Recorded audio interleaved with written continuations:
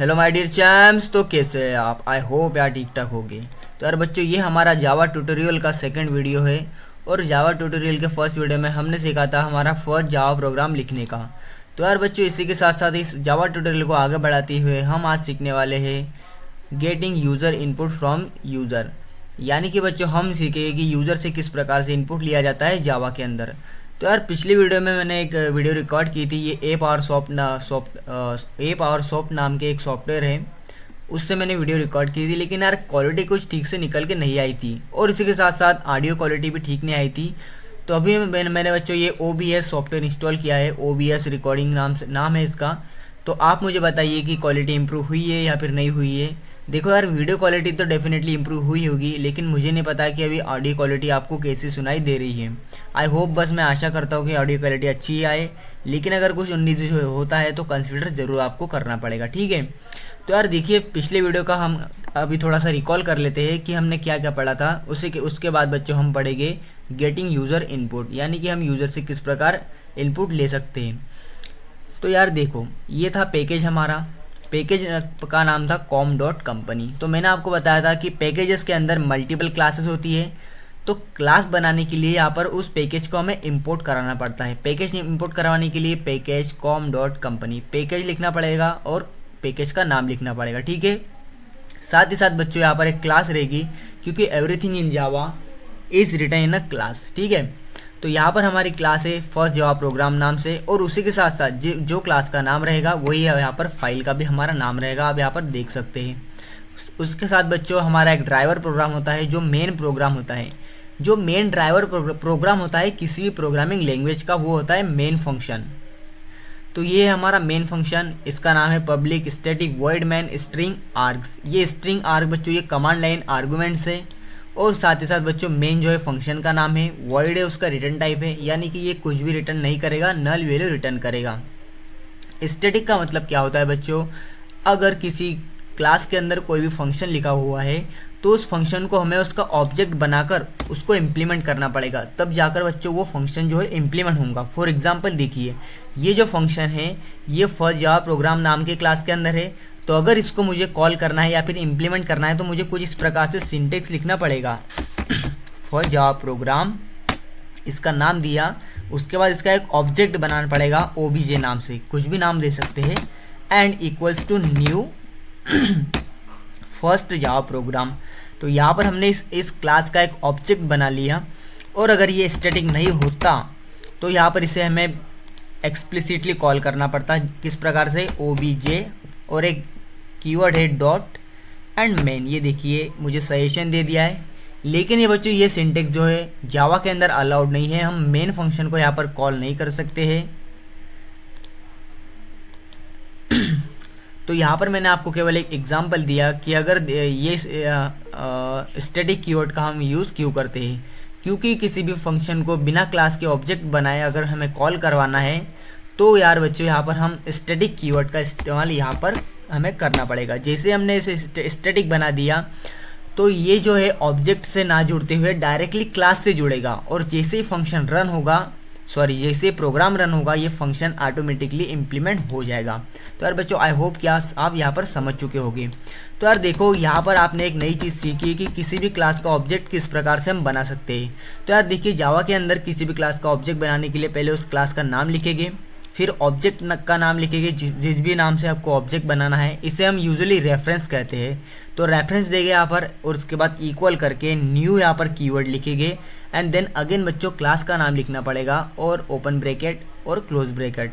इसके अंदर बच्चों हम कुछ भी पैरामीटर्स पास कर सकते हैं, जो कि कंस्ट्रक्टर के अंदर पास होते हैं, वो हम आगे सीखेंगे, ठीक है। तो अभी आपको इस बात की कुछ चिंता करने की ज़रूरत नहीं है। बस आप इतना ध्यान रखिए कि किसी भी क्लास का अगर ऑब्जेक्ट बनाना है तो इस प्रकार से बनाया जाता है। यह रेफरेंस है, और ये इंडिकेट कर रहा है कि ये फर्स्ट जावा प्रोग्राम नाम का ऑब्जेक्ट यहाँ पर बन चुका है। तो इस ऑब्जेक्ट की हेल्प से इसके अंदर के फंक्शन हम यहाँ पर कॉल कर सकते हैं। यहाँ पर रिकॉर्डिंग चल रही है या फिर ओके, रिकॉर्डिंग चल रही है। तो यहाँ पर देखिए बच्चों, चलिए ये तो हो गया हमारा रिकॉल, प्रीवियस वीडियो का रिकॉल। तो अभी हम देखते हैं बच्चों, यूज़र से इनपुट हम किस प्रकार से ले सकते हैं। तो यहाँ पर बच्चों, एक नया पैकेज मैं फटाफट से बना लेता हूँ, न्यू करता हूँ, पैकेज पर क्लिक करेंगे। पैकेज का नाम दे देंगे बच्चों यहाँ पर जावा, ठीक है।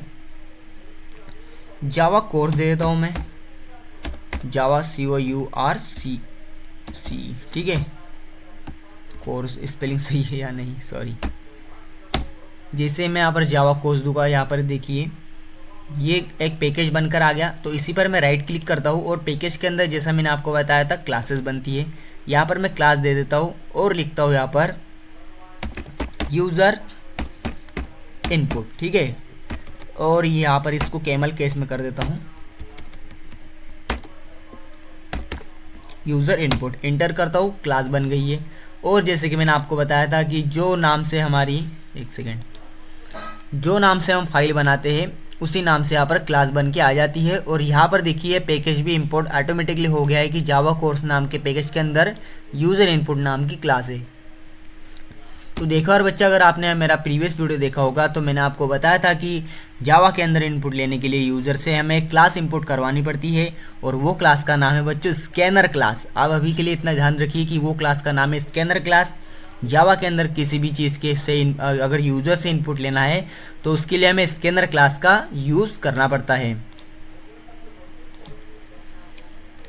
और बच्चों देखिए स्कैनर क्लास के अंदर मल्टीपल फंक्शंस होते हैं और अलग अलग फंक्शंस होते हैं बच्चों अलग अलग डेटा टाइप्स के लिए। जैसे कि इंटीजर के लिए अगर हमें लेना है तो इंटीजर के लिए बच्चों नेक्स्ट इंट नाम का एक फंक्शन, नेक्स्ट इंट नाम का। अगर इंटीजर एज ए इनपुट लेना है तो नेक्स्ट इंट हमें यूज़ करना पड़ेगा। फ्लोट अगर हमें इनपुट लेना है, कोई भी फ्लोट नंबर अगर इनपुट लेना है तो नेक्स्ट फ्लोट हमें फंक्शन यूज़ करना पड़ेगा। उसी प्रकार अगर हमें स्ट्रिंग लेना है, कोई भी अगर इनपुट स्ट्रिंग अगर हमें इनपुट लेना है, string स्ट्रिंग अगर इनपुट लेना है तो बच्चों हमें केवल नेक्स्ट यानी नेक्स्ट फंक्शन का यूज़ करना पड़ेगा। देखो यार अभी के लिए तो हम इंटीजर, फ्लोट, स्ट्रिंग, बाइट भी एक है बच्चों, बाइट एक डेटा टाइप है। अगर मान लीजिए आपको अगर बाइट यूज़ करना है तो बाइट के लिए बच्चों नेक्स्ट बाइट नाम का एक फंक्शन होता है।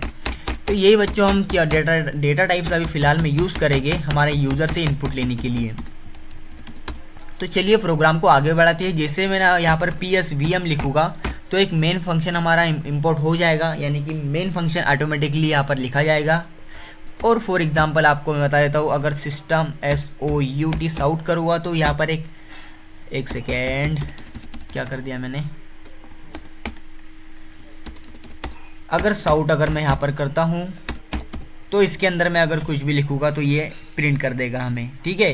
हेलो आई एम जावा, ठीक है। राइट क्लिक करके अगर रन करते हैं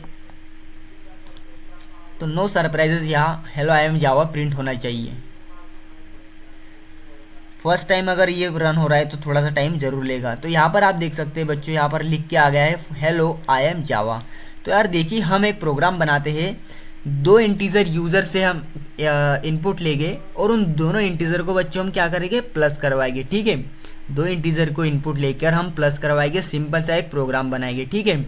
तो यार देखिए हमें चलो उसको तो हम बाद में पढ़ेंगे। यहाँ पर इंटीजर डिफाइन करता हूँ, उतना तो आपको आता होगा, इंट A एंड इंट यहाँ पर B मैंने कर दिया, ठीक है। Int A and int B कर दिया और एक स्टेटमेंट देता हूँ साउट कि भाई इंटर करो, किसको इंटर करो, inter the value of A, ठीक है। ये स्टेटमेंट प्रिंट करेगा। अगेन साउट करो, क्या साउट करो, inter the value of B, same inter the value of B, ठीक है। और इंटर होने के बाद एक बार फिर से साउट कर दो, क्या साउट करो, इस बार साउट करो इन दोनों का सम साउट कर दो भैया। तो एक और डेटा टाइप यहाँ पर बना देता हूँ मैं, C करता हूँ एंड यहाँ पर मैं C को क्या, int C is equals to A plus B, ठीक है। और जैसे यहाँ पर मैंने C बना दिया तो यहाँ पर मैं अगर साउट करता हूँ कि द सम इज, और अब देखिए यहाँ पर मैं किस प्रकार से C को ले सकता हूँ। तो ये जो डबल इन्वर्टेड कॉमास में लिखा है ये तो प्रिंट होगा केवल, लेकिन अगर इस प्रिंट के साथ में मुझे एक C को जोड़ना है कि C कंटेनर है एक प्रकार का, मान लीजिए इंटीजर टाइप का एक कंटेनर है C, उसके अंदर मैंने वैल्यू स्टोर की है। क्या वैल्यू स्टोर की है मैंने, A और B का सम स्टोर किया है। तो अगर A और B का सम यानी कि C के अंदर जो वैल्यू स्टोर है वो अगर प्रिंट करवाना मैं चाहता हूँ तो मुझे सिंपल से यहाँ पर सी लिखना पड़ेगा। लेकिन अगर इन दोनों को मैं जोड़ना चाहता हूँ तो ऑब्वियसली बच्चों यहाँ पर प्लस सिंबल आता है।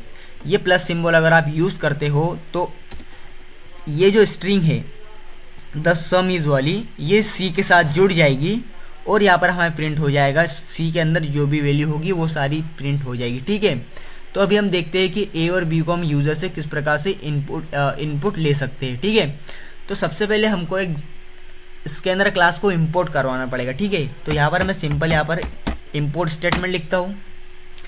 जो स्कैनर क्लास है बच्चों वो जावा नाम के पैकेज के अंदर स्टोर है इंटेलिजेंट आइडिया में, मतलब जावा के अंदर।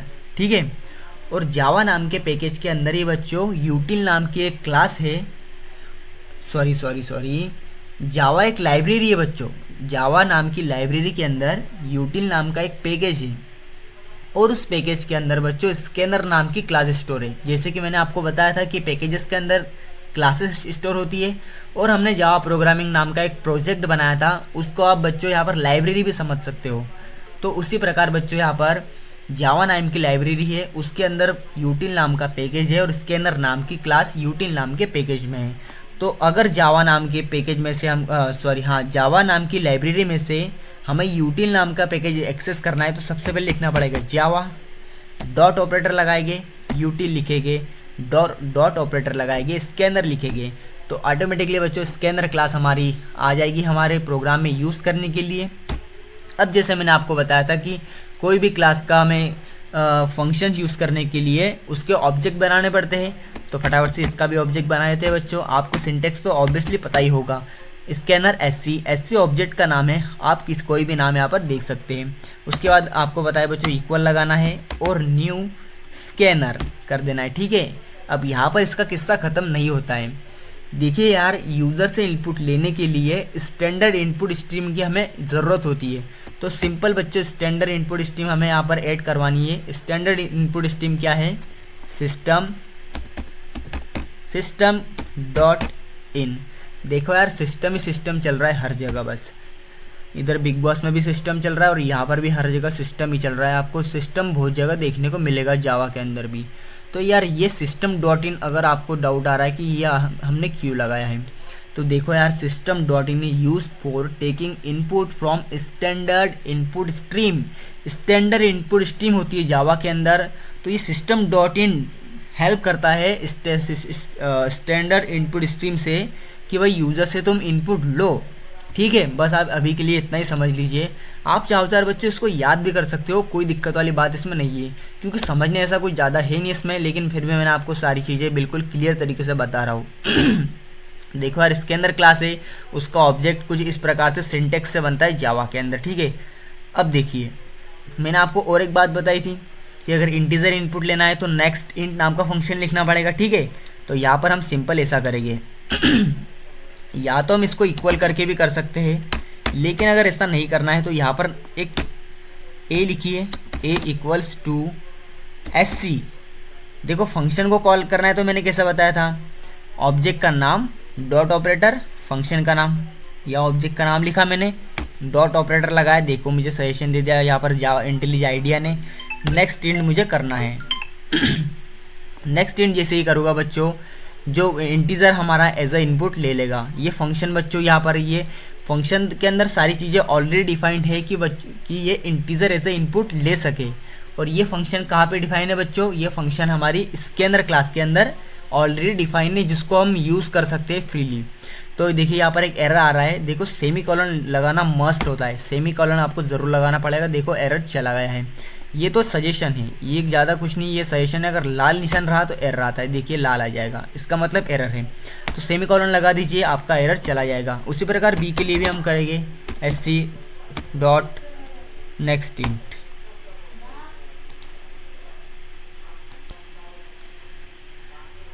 कुछ दिक्कत के कारण यार वीडियो को पॉज करना पड़ा था, मेरा फ्रेंड आ गया था एक बाहर, तो उससे मिलने जाना था। ठीक है, तो हमें यहाँ पर हम क्लास को हमारे प्रोग्राम को कंटिन्यू करते हैं। तो जैसे कि मैंने आपको बताया था SC डॉट नेक्स्ट इन से, इस फंक्शन की हेल्प से हम इंटीजर को इनपुट ले सकते हैं। तो देखिए बच्चों, केवल इतना ही करने के बाद केवल इतना ही करने के बाद बच्चों ए के अंदर भी और बी के अंदर भी इनपुट वैल्यू चली जाएगी जो हम यहाँ पर आउटपुट स्क्रीन पर एंटर करेंगे। ठीक है, समझ जाइए बिल्कुल। लेकिन यहाँ पर हमने 2 स्टेटमेंट्स लिखे थे, इंटर द वैल्यू ऑफ ए।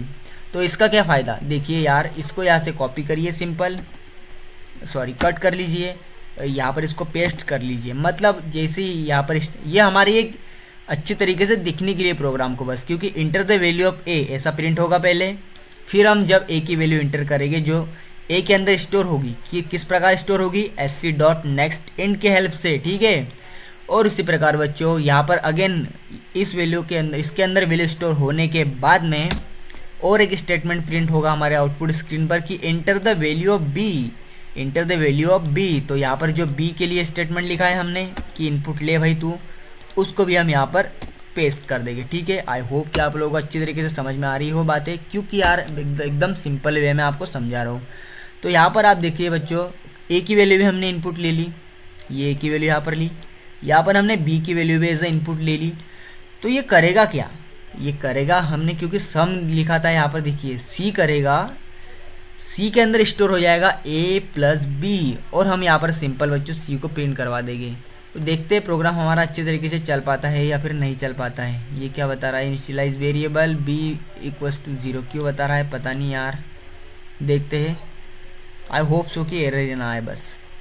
यार देखो कई बार अच्छा सा जो कोडर होता है जिसको सारी लैंग्वेजेस आती है उसको भी एरर आ जाता है बच्चों कई बार। तो ठीक है, यहाँ पर एरर हमारा आ ही गया है। Java variable might have been initialised, एक सेकेंड। अच्छा, तो हमने यार बच्चों क्या किया है, इस सी को पहले ही यहाँ पर दे दिया है। अगर मैं यहाँ पर इसको कट करके यहाँ पर अगर पेस्ट कर देता हूँ तो शायद हमारा एरर चला जाएगा।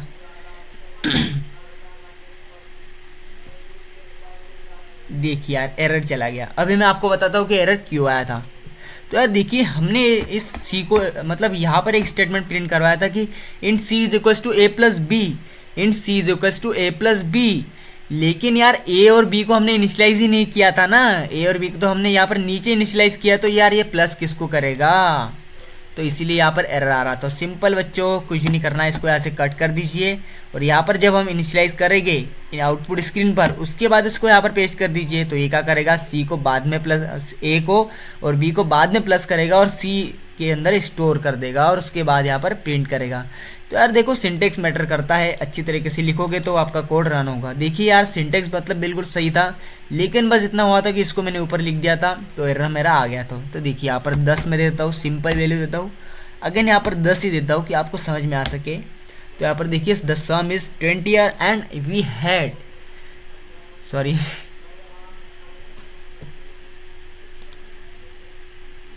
1809 है ना। और यहाँ पर हमने सक्सेसफुली यूज़र से इनपुट ले लिया है हमारे जावा प्रोग्रामिंग लैंग्वेज के अंदर।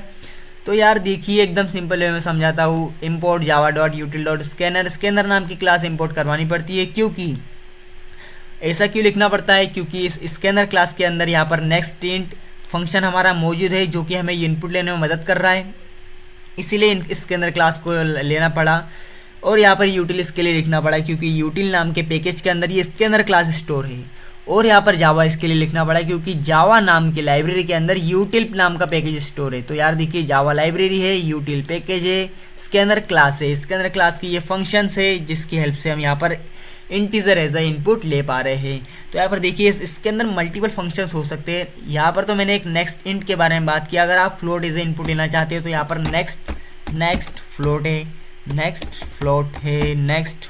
है, नेक्स्ट फ्लोट नाम का एक फंक्शन है, इससे हम इनपुट ले सकते हैं। ठीक है, देखिए यार गूगल पर सर्च कीजिएगा, सारी जानकारी आपको मिल जाएगी। मतलब मैं भी कितना बताऊँ आपको, स्ट्रिंग के लिए नेक्स्ट होता है, बाइट के लिए नेक्स्ट बाइट होता है, बुलियन के लिए भी कुछ होता है। ठीक है, तो यार देखो